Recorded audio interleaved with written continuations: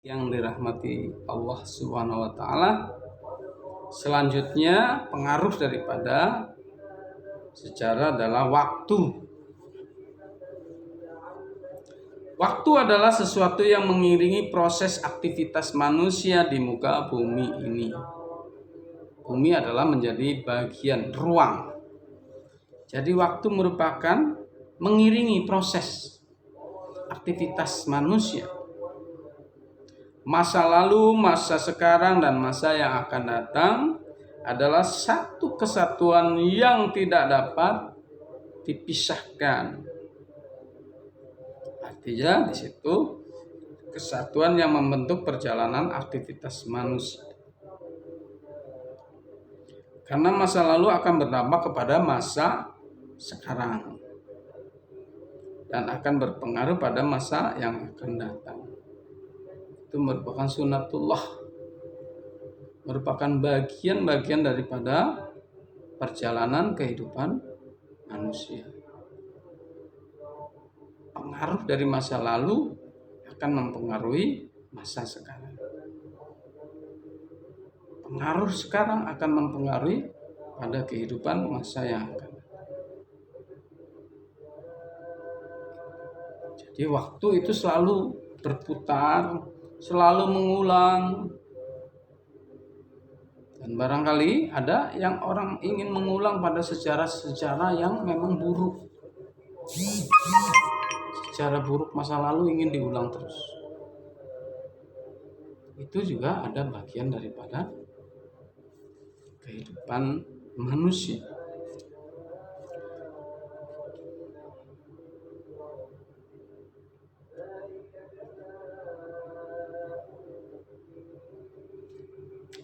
Dalam Al-Quran di sini dinyatakan bahwa di dalam surat 59 ayat 18 dinyatakan dalam hal ini, hai orang-orang yang beriman, bertakwalah kepada Allah dan hendaklah setiap diri memperhatikan apa yang telah diperbuatnya untuk hari esok. Dan bertakwalah kepada Allah. Sesungguhnya Allah mengetahui apa yang kamu kerjakan. Nah, ini merupakan satu perintah. Ketika manusia berpaling dari Allah, tentu akan berpengaruh terhadap keberlangsungan hidup. Contoh itu kita membaca sejarah masa lalu ketika Fir'aun bahkan bukan hanya berpaling, tapi Fir'aun menentang bukan hanya dirinya yang tidak mau, tapi penduduknya juga harus tidak boleh beriman. Maka Allah akan mempengaruhi sejarah masa itu, kebijakan-kebijakan yang diambil masa itu diabadikan di dalam Al-Quran. Sejarah buruk bagi manusia.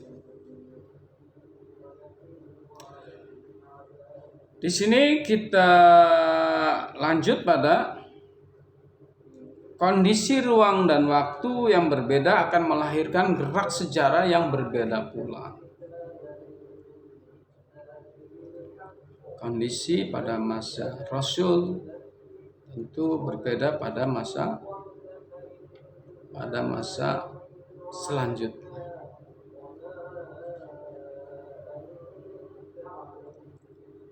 Karena ketika Islam dipahami dan diaktualisasikan oleh para pemeluknya dalam ruang dan waktu yang berbeda akan menimbulkan nuansa perbedaan pula di dalamnya. Dengan demikian, aktivitas dan kreativitas manusia selalu terbatas oleh ruang dan waktu yang berbeda.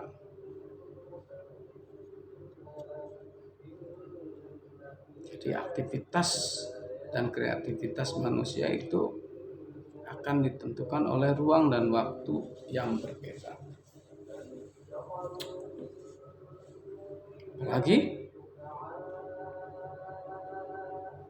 umat Islam itu tersebar di seluruh pelosok penjuru dunia.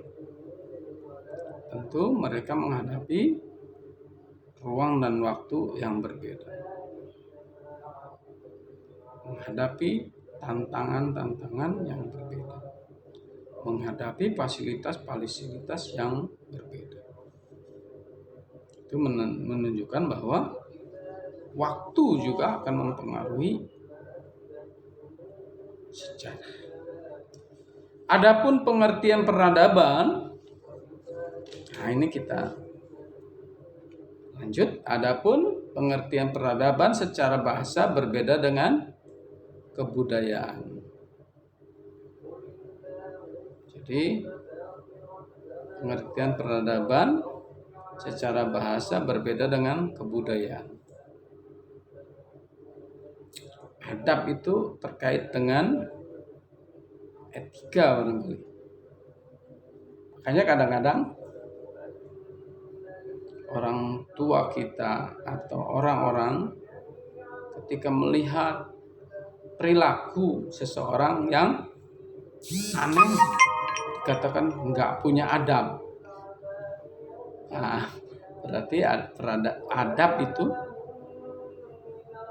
berlaku bagi gerak-gerik etika. Kalau budaya itu barangkali identik dengan benda-benda budaya, kebudayaan. Nah, di sini dalam bahasa Arab kebudayaan disebut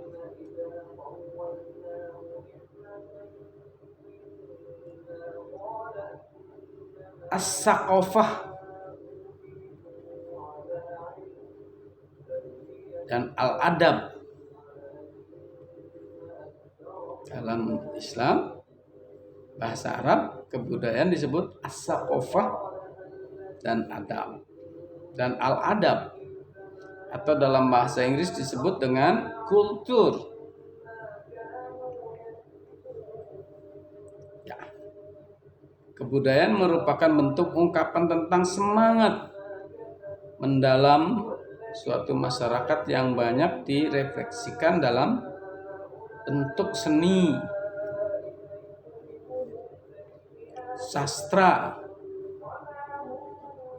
religi, dan moral. Jadi direfleksikan kebudayaan itu dalam bentuk seni, sastra, religi, dan moral. Ia adalah himpunan keseluruhan dari semua cara manusia berpikir. Himpunan keseluruhan dari cara manusia berpikir. Himpunan. Berperasaan dan berbuat segala sesuatu sebagai anggota masyarakat. Kebudayaan merupakan hasil karya manusia yang berkaitan erat dengan pengungkapan bentuk. Bentuk ya. Pengungkapan bentuk. Dalam kata lain selalu terkait dengan dinamakan pembentukan cita rasa dan pendapatan atau gagasan. Jika demikian, maka kebudayaan Islam adalah hasil cipta, rasa dan karsa manusia.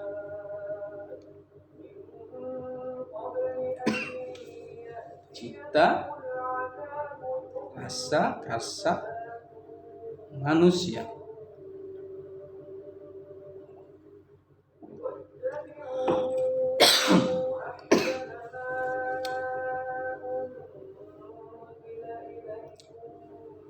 Adik-adik yang dirahmati Allah Subhanahu wa taala.